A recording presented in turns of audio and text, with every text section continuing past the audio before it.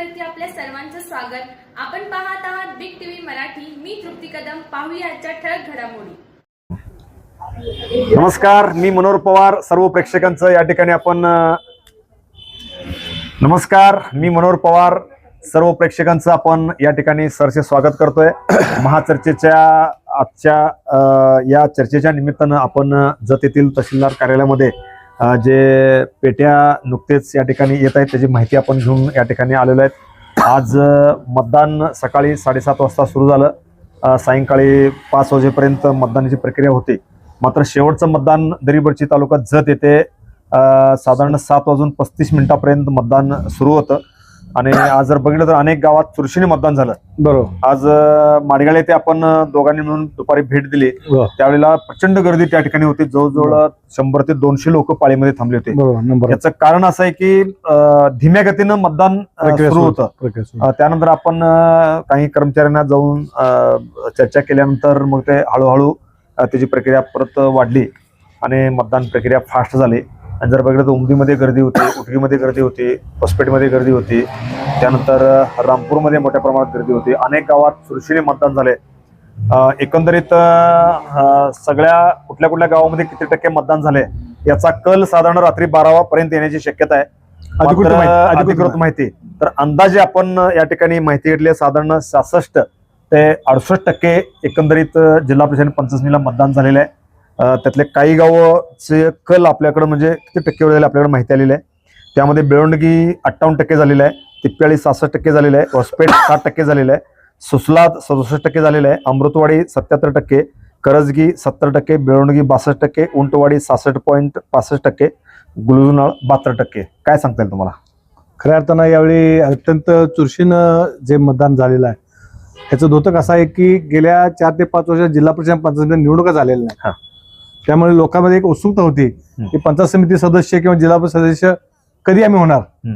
बऱ्याच युवकांना सुद्धा संधी मिळणं थोडंफार अवघड झालं होतं. त्यामुळे लंगोट बांधून बरेच जण तयार होते. खऱ्या अर्थानं न्यायालयानं जे चपराक दिल्यानंतरच निवडणूक निर्णय अधिकाऱ्यांनी ह्या प्रकारचा निर्णय घेऊन तातडीनं जिल्हा परिषदेने पंचायत समिती निवडणूक लावलीत. त्यामुळे बऱ्याच नव्या युवकांना या निवडणुकीत संधी मिळाली आणि त्याच जोशमध्ये लोकांनी सुद्धा जे मधला गॅप होता 4-5 वर्षाचा ते गॅप तातडीने भरून काढण्यासाठी लोक अगदी अति उत्साहीनं फॉर्म भरतापासून ते पूर्ण प्रक्रिया संपेपर्यंत म्हणजे आजच्या दिवसा सकाळपर्यंत अत्यंत प्रचंड गर्दी आपल्याला जाणवून आली. या निवडणुकीचे एक वैशिष्ट्य म्हणजे जवळजवळ 400 ते 450 फॉर्म खपले. मात्र साधारण 287 लोकांनी उमेदवारी अर्ज दाखल केले होते. बरोबर. मात्र बऱ्याच उमेदवार अर्ज भरले होते ते ऐन वेळेला पळ काढले राहिले. शेवटी काही प्रमाणात राहिले. त्यानंतर जर बघितलं तर संघ जिल्हा परिषद मतदारसंघामध्ये जिल्हा परिषदेला चौरंगी लढत झाली. तर बऱ्याच ठिकाणी तिरंगी लढत झाली. काय सांगता येईल तुम्हाला कशा लढती झाल्या? खऱ्या अर्थानं जसं आपण म्हणलो की चुरशीच्या झालेल्या निवडणुकीमध्ये बऱ्यापैकी अंशी राजकीय नेत्यांना यश आल्याचं आपण समजून, कारण बऱ्याच बंडोबांनी थंड घेतल्याचं समजते. कारण काही जण तर मैदानातून पळ काढलेलं डायरेक्ट. काहीतरी ठिकाणी अशी अवस्था आहे की प्रचाराची हवा मला लागू नये म्हणून काही नेते गायब पण झालेले आहेत. खऱ्या अर्थात प्रचारापासून ह्याही पक्षाकडे नको ह्याही पक्षाकडे नको तालुका सोडून अक्षरशः गेलेत. बरेच जण पर्यटनाला गेलेले समजते आम्हाला. खऱ्या अर्थानं पूर्व भागातील एका पंचायत समितीला एका उमेदवारी अर्ज दाखल केला होता. मात्र शेवटच्या क्षणी अंदाज बघून त्यानं ते काढून घेतला आणि शेवटी एका पक्षाला पुरस्कृत करायची पाळी आली. करायची वेळ आली या ठिकाणी घडले. आणि खऱ्या अर्थात एका नेत्याला तर जिल्हा परिषदेसाठी त्याची तयारी होती. हे राजकीय सगळं बघितलं, गत्यंतर बघितलं कशा पद्धतीने काय होईल याचे सगळे विचार विनिमय करून माझ्याकडे एक उमेदवार घ्या पुरस्कृत, माझ्या शिफारसीने एक उमेदवार द्या या पद्धतीने उमेदवार देऊन त्या मतदारसंघातून डायरेक्ट पळ काढून गोव्या घातलेलं समजतंय. तर खऱ्या अर्थानं प्रचार यंत्रणेत नाही किंवा तालुक्यात कुठल्याही यंत्रणेत किंवा कुठल्याही चर्चेत नाही त्या नेत्याची खरोखर काय अवस्था झाली असेल हे आपल्याला या निवडणुकीमध्ये बऱ्याच ज्या राजकीय पक्षाची दमछाक बऱ्यापैकी झाली. बरोबर. या निवडणुकीचे एक वैशिष्ट्य आहे की राज्याचे उपमुख्यमंत्री माननीय अजितदादा पवार यांचं निधन झाल्यामुळं 2 दिवस निवडणुका पुढे गेल्या. त्यानंतर प्रचाराच्या तोफा मात्र जत तालुक्यामध्ये जास्त प्रमाणात धडाडलेल्या नाहीत. एक सांगली जिल्ह्याचे पालकमंत्री चंद्रकांत दादा पाटील यांच्या काही मतदारसंघात सभा झाल्या. त्यानंतर सांगली जिल्ह्यात विद्यमान खासदार विशाल पाटील यांच्या काही मतदारसंघात सभा झाल्या. तर सांगली जिल्ह्याचे युवा नेते माननीय जे कदम साहेब आहेत, विश्वजित कदम यांच्या जर सभा सोडल्या तर तालुक्यातील आजीमाजी आमदारांनी तेवढ्याच सभा घेतल्या. नाही, माजी खासदार संजय काका पाटील, संजय काका पाटलांनी सुद्धा त्यानंतर- माडेगाळ्याने त्यानंतर- जोरदार सभा झाली. त्यानंतर आमदार युवकचे धडाडीचे नेते सध्याचे, आपण जे ब्रँड अँबॅसेडर म्हणतो थोडक्यात, जे तासगावचे आमदार रोहित पाटील साहेब आहेत, यांनी अक्षरशः यांची तोप एवढी जोरात धडाडली खऱ्या अर्थानं. त्यानंतर आणखीन एक सांगायचं मला, खऱ्या अर्थानं उमराणी या पंचायत समिती मतदारसंघात काँग्रेसचे प्रभारी पाटील नावाच्या व्यक्तीनं अगदी भाषणाची एवढी जोरात तलप होती, पवार म्हणून एवढी जोरात त्यांनी चमक दाखवली खऱ्या अर्थानं. त्यांचे भाषण जोरात झालं, प्रचंड गाजलं, मुद्देसूद भाषण झालं त्यांचं. मुद्देसूद झालं, प्रचंड अगदी जोरात भाषण झालं त्यांचं. असे काही त्यानंतर आमदार गोपीचंद पडळकर यांचं सुद्धा भाषण जोरात झालं. त्यानंतर विशेषतः माजी आमदार जे विक्रमसिंग सावंत आहेत यांचं सुद्धा भाषण जोरात झालं. अगदी काही ठिकाणी त्याचं मुद्देसूद भाषण सुद्धा झालेलं आहे. बरोबर. त्यामुळं स्थानिक नेत्यांच्या जीवावरती या निवडणुका या ठिकाणी संपन्न झाल्या. बरोबर. आणि आज मतदान प्रक्रिया सुद्धा या ठिकाणी पूर्ण झालेली आहे. काही ठिकाणी स्थानिक मुद्द्यांना हात घालत प्रचारामध्ये विशेष करून आपल्याला जाणवलेला आहे. तर काही प्रभागात किंवा काही जिल्हा परिषद मतदारसंघात म्हैसाचं पाणी या डिसेंबर अखेर येईल असे पालकमंत्र्यांनी आपल्या भाषणात सांगितलेलं आहे. तर काहीच्या ठिकाणी झालेली कामं किंवा न झालेली कामं, दिलेल्या घोषणा, या सगळ्यांचा उहापोह करण्यात आले. खऱ्या अर्थानं एवढा जरी उहापोह जरी झाला असला तरी महत्वाचे ते तालुक्यातले जे मुद्दे आहेत त्यावरती मात्र कोण स्पर्श केला. काही ठिकाणी हेवे दावे काढायचा प्रयत्न केला, काही ठिकाणी तुझं माझं, माझा पक्ष तुझा पक्ष, तू माझ्यावर वरचढ, तू तुझ्यावर वरचढ, अशा पद्धतीचे मुद्दे त्यामध्ये आले. मात्र जे तालुक्यातले रस्त्याचे प्रश्न असतील, त्यानंतर तालुक्यातील पिण्याच्या पाण्याचा प्रश्न असेल किंवा जिल्हा परिषदेच्या माध्यमातून, पंचायतीच्या माध्यमातून तळागाळापर्यंत जो निधी येतोय यावरती मात्र चर्चा झालेली या ठिकाणी दिसत नाही. खऱ्या अर्थानं आपण नामोल्लेख करतो, खास करून जे जाडरबोला जिल्हा परिषद मतदारसंघ आहेत त्या मतदारसंघात विशेष करून केलेली कामं हे खऱ्या अर्थानं त्या ठिकाणी उल्लेख करण्यात आलेला आहे. उदाहरण दाखल घेतलं तर तिथले प्राथमिक आरोग्य केंद्र ज्या सभापतीनं जे मंजूर करून आणलं किंवा ज्यांनी ते पूर्ण केलं, ह्या ठिकाणी ते नामोल्लेखन खास करून करण्यात आले या प्रचार सभेत.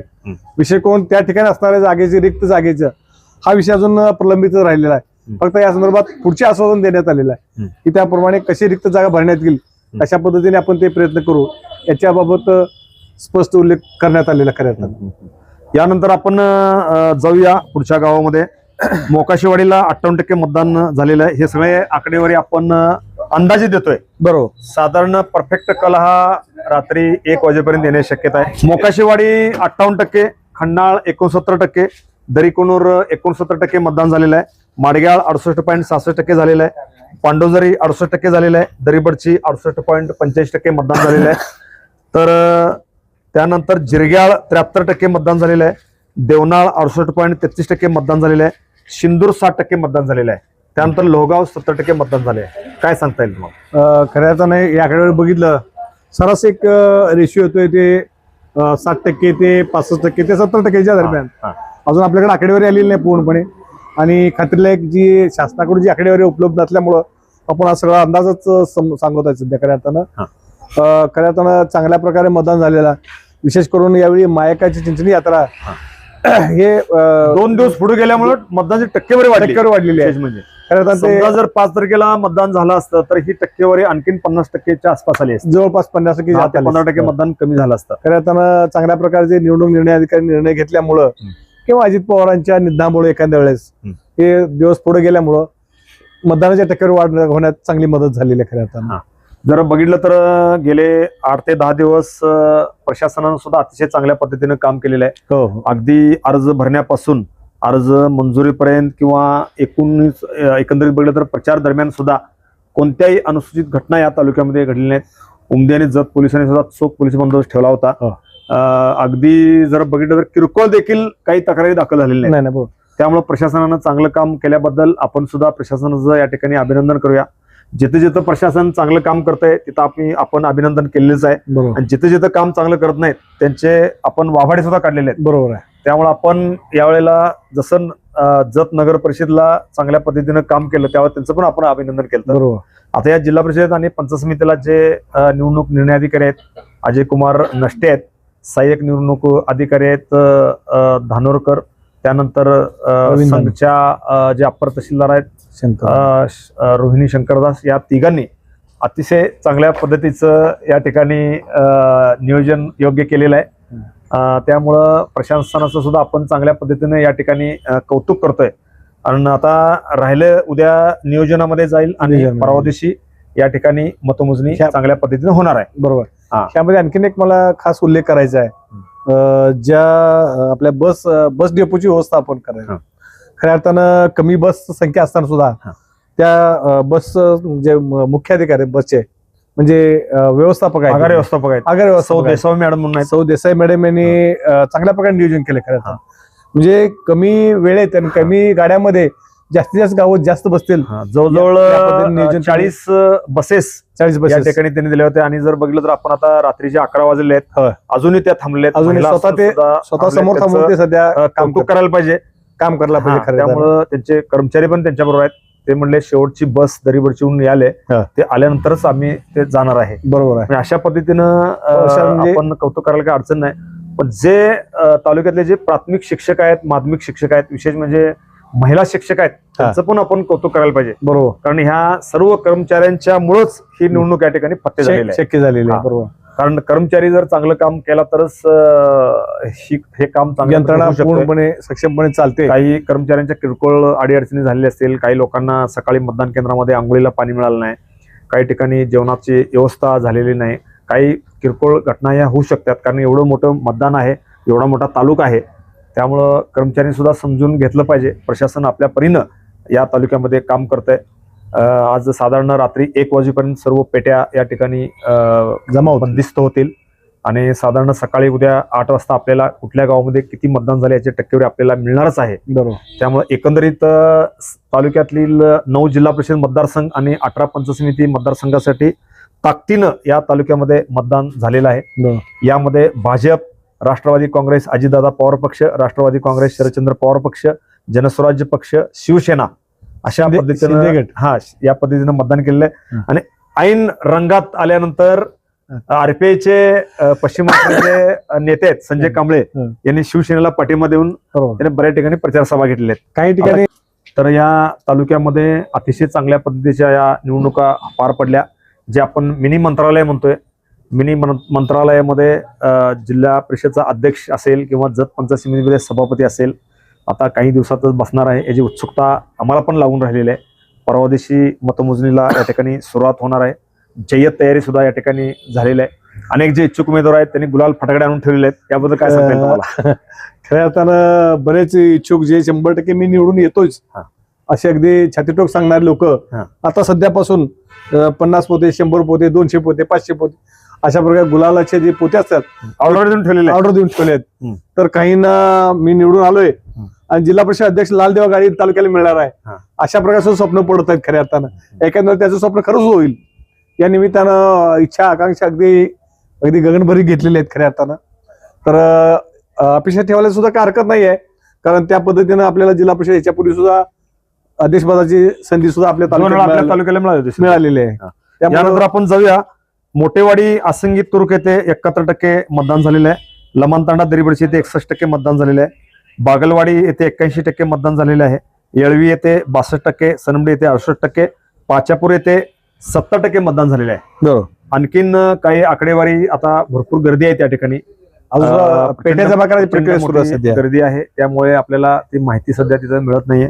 आणखी मला सांगायचं या ठिकाणी जो जाडरबाव जिल्हा परिषद गट आहे त्या जिल्हा परिषद गटातून एकूण 71.30% झाल्याचे एक अंदाज समजते. अजून निर्णय नाही आहे, चुरशीनं झाले, चुरशीनं या ठिकाणी मतदान झालेलं आहे. यामध्ये माडग्या पंचायत समितीमध्ये 68.66% पंचायत समिती गणात मतदान झालं, जास्त होते त्या ठिकाणी जास्त होती. तसेच जाडरबाव पंचायत समिती गटात 73.69 ही टक्केवारी अंदाजित आहे. सगळी टक्केवारी ह्या सगळ्या आपण अंदाजित ग्रहित धरून आपण चालूया आपल्याला समजण्यानुसार. हा. अधिकृत आकडेवारी अजून येणार आहे, त्यामुळे आपण पूर्णपणे 100% सांगू शकत नाही एवढी ती आकडेवारी मिळाली आहे. एकूण 267 केंद्रासाठी मगाशी तुम्ही बसचा उल्लेख केला, हो. तर 267 केंद्रासाठी 40 बसची व्यवस्था करण्यात आली होती. बरोबर. तर 25 केंद्रासाठी जीपने 12 जीपची व्यवस्था करण्यात आली होती. व्यवस्था करण्यात आली. याची संपूर्ण जबाबदारी जे इथं रेकॉर्ड विभागाचे माननीय सिद्धू शिंदे साहेब आहेत, बरोबर. त्यांनी गेले 4 ते 5 दिवस अतिशय चांगल्या पद्धतीनं या ठिकाणी नियोजन केलं होतं आणि परफेक्ट नियोजन करण्यासाठी ते अजूनही रात्री 11 वाजले त्या ठिकाणी थांबलेले आहेत. त्यामुळे त्यांचंही कौतुक करायला काही अडचण नाही. तर एकंदरीत प्रशासनाचं कौतुक करत असताना सुद्धा जे क्लर्क विभाग आहे, संपूर्ण क्लर्क असतील, Clerk. तलाठी असतील, मंडलाधिकारी असतील, हे सुद्धा गेले 15 ते 20 दिवस अत्यंत चांगल्या पद्धतीने राबतायत. त्यानंतर टपाली मतदानासाठी जे सगळे कर्मचारी आहेत, कदम साहेब असतील किंवा त्यांची सगळी टीम ती सुद्धा चांगल्या पद्धतीनं राबता येईल. काय अगदी- सांगता येईल तुम्हाला? अगदी टपाली मतदानासाठी तर त्यांचं नियोजन एवढ्या पद्धतीनं प्रशिक्षण झालं, त्यांची नावं, जे ट्रेनिंग घेतले त्यांची नावं तातडीने घेऊन तातडीने त्या प्रकारचे सगळ्या प्रकारे त्यांना व्यवस्था करून त्यांचं दुसरं ट्रेनिंग होऊपर्यंतच त्यांच्या प्रकारे त्यांच्या ऑर्डर्स तयार करणे, बाकीची पोस्टिंग मतदान इतकं म्हणजे हे क्लिनिकल विभाग नाही, जो तहसीलदार मधला क्लार्क विभाग आहे, इतक्या चांगल्या पद्धतीने काम केलं. अगदी नियोजन कुठेही न चुकता अत्यंत चांगल्या पद्धतीने नियोजन करून आणखीन एखादं नियोजन जर बघितलं तर प्रत्येक निवडणुकीमध्ये जे जिल्हा परिषद शाळा नंबर 1 चे मुख्याध्यापक आहेत माननीय संभाजीराव कोडक यांच्याकडे मोठी जबाबदारी असते. कुठले कुठले कर्मचारी कशा पद्धतीने नियोजन करायचं याची बरोबर. जबाबदारी त्यांच्याकडे असते. काय सांगता येईल तुम्हाला? खऱ्या अर्थानं नियोजन जे शिक्षक मंडळाचे जे नियोजन आहे ते शिक्षण विभाग करते. खऱ्या अर्थानं गट शिक्षण अधिकारी आपले गट शिक्षण आहेत, त्यांच्याकडे खास करून या जबाबदारी आहे शिक्षकांची. किती शिक्षक आले, किती शिक्षक ट्रेनिंगसाठी लागणार आहेत, किती शिक्षकांना पाठवून द्यायचं आहे ट्रेनिंगसाठी, त्याची पूर्णतः जबाबदारी संभाजी कोडक यांच्याकडे संभाजी कोडक यांच्या 1 नंबर शाळेचे संभाजी कोडक शिक्षक आहेत, यांच्याकडे त्यांनी अगदी नियोजनबद्ध त्यांनी ते राबवले. खऱ्या अर्थानं कुठल्या शिक्षक ट्रेनिंग आहे, कुठल्या शिक्षक ट्रेन मध्ये आहेत, किती लोकांना रिझल्ट ठेवायचं, चांगलं काम करायचे आहेत शिक्षक. अगदी नियोजनबद्ध त्यांनी करून अगदी ही प्रक्रिया अत्यंत चांगल्या पद्धतीनं पार पाडली आहे खऱ्या अर्थानं. यासोबत आणखीन एक आपल्याला सांगायचं म्हणजे पोलीस विभागानं सुद्धा अत्यंत चांगलं काम केलेलं आहे. जे पोलीस ठाण्याचे कोळेकर साहेब आहेत आणि उमदीचे कांबळे साहेब आहेत, उमदीचे API कांबळे साहेब, या दोन्ही पोलिसाबरोबर अधिकाऱ्यांनी विशेष म्हणजे आज आपल्या दिवसभरात एकाही ठिकाणी माहिती आपल्याला अशी मिळाली नाही की पोलिसांनी दाब दिलाय असा किंवा पोलिसांनी काठी उचलले किंवा असा- अगदी असा- शांततेत मतदान पडलेलं आहे. त्यांचे कौतुक करायला काय अडचण नाही. कुठेही अनुचित प्रकार घडलेला नाही. विशेष करून या ठिकाणी होमगार्ड सुद्धा जे हो. नाशिक जिल्ह्यातले वगैरे होमगार्ड सुद्धा या ठिकाणी दाखल झाले होते. त्यानंतर स्पेशल राखीव ग्रुप सुद्धा या ठिकाणी बंदोबस्त तयार होता. पोलिसांनी अगदी अत्यंत चांगलं चोख नियोजन केलं होतं यावेळी. विशेषतः महिला पोलिसांचं सुद्धा कौतुक करायला अडचण नाही. अजूनही रात्री 12-12:30 पर्यंत महिला पोलीस या ठिकाणी थांबलेले आहेत. त्यामुळे सर्व कर्मचाऱ्यांचं पुन्हा एकदा आपण या ठिकाणी विशेष अभिनंदन करूया. आणि आज महाचर्चेच्या निमित्तानं आपल्याला जेवढी इत्थंभूत माहिती मिळाली तेवढी माहिती आपल्या समोर देतोय. त्यानंतर राहिलेली जी परफेक्ट माहिती आहे, जे शासकीय आकडेवारी आहे, कुठल्या गावात किती मतदान झाले त्याची माहिती आपण उद्या देणार आहोत. त्यानंतर लढती कशा झाल्या, 9 जिल्हा परिषद आणि 18 पंचायत समितीमध्ये किती उमेदवार कोण कोण होते, कुठल्या कुठल्या पक्षाचे होते, कशा लढती झाल्या त्याची इत्थंभूत माहिती आपण उद्या या ठिकाणी आपण देणार आहोत. आज इथंच थांबूया. धन्यवाद. नमस्कार.